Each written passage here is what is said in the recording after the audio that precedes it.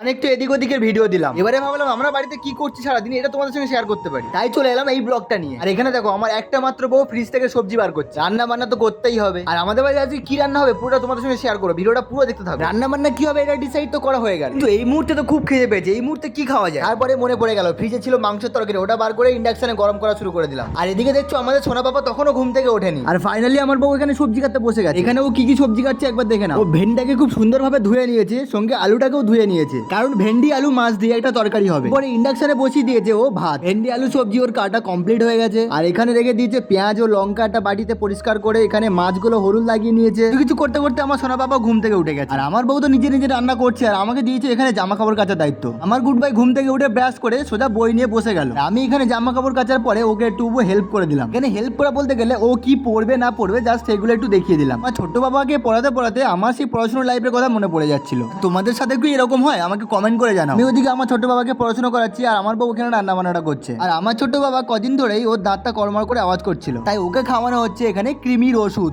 আমি আমার ছোট বাবাকে জিজ্ঞাসা করলাম, বাবা তুমি তেতো খেতে পারবে? ও তখন গ্লাসে জল নিয়ে রেডি, বললো হ্যাঁ আমার কোনো অসুবিধা নেই। আর তোমরা কারা কারা তেতো খেতে পছন্দ করো না অবশ্যই আমাকে কমেন্ট করে জানাও। দেখো আমার ছোট বাবার কোনো ভয় নেই, ও হা করে নিজের স্বইচ্ছাই তেতো খেয়ে নিল। যদিও নিজের স্বইচ্ছাই তেতো খাক না কেন, ওর মা ওকে একটু জল খাইয়ে দিচ্ছে। আর আমার ছোট বাবার সাহসটা দেখো, মুখের ভিতরে ওষুধটা নিয়ে চিবাচ্ছে, আর এরপরে ও জলটা খাওয়াতে বললো। আর তোমরা এখানে কমেন্ট করতে পারো যে বাচ্চাদের কৃমি ওষুধ তো তেতো হয় না। হ্যাঁ তেতো হয় না, বাট ও খাচ্ছে কালমেঘের পাতার বড়ি, তাহলেই ভাবো কিরকম তেতো হতে পারে। আমার বউ এখানে ফাইনালি রান্না বান্না করে ফেলেছে। আমরা যদি ফ্রিজের তরকারি খাই না কেন, আমার ছোট বাবাকে আমরা ফ্রিজের তরকারি দিই না। আমার বউ ঝটপট ওর জন্য গরম গরম ভাত তরকারি রান্না করে দিল। আর এখানে ও হাত পাখা দিয়ে হাওয়া করছে, তার কারণ হচ্ছে কারেন্ট চলে গেছে। এরপরে বেলা গড়িয়ে বিকেল হয়ে গেল, চলে এলাম জামা কাপড়গুলো তুলতে। ভিডিওটা ভালো লাগলে একটু লাইক করে দিও।